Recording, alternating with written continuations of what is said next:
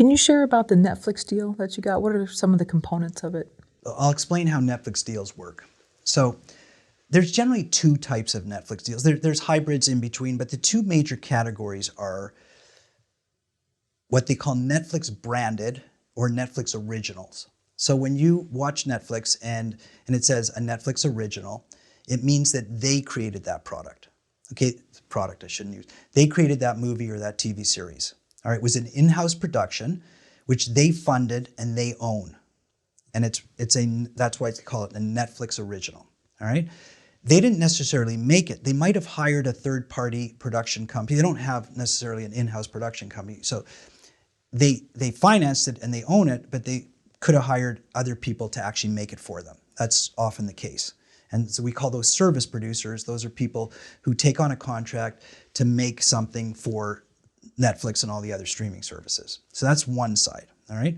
The other side is an independent production company or studio will make something, finish it, complete it, and then Netflix will acquire it finished. And that's the non-branded side. All right, so those aren't Netflix originals because they didn't make them. So so that's what I do. I make my movies and then they acquire them. The hybrid would be sometimes Netflix will say, "Hey, do you want to make a movie? If you make this movie, we will acquire it." So they might say to you beforehand, and it's very rare they say that, by the way. It used to be more common. It's rarer now, where they would say, it's not a pre-sale per se, okay? Because a pre-sale means that they're going to pay for it up front.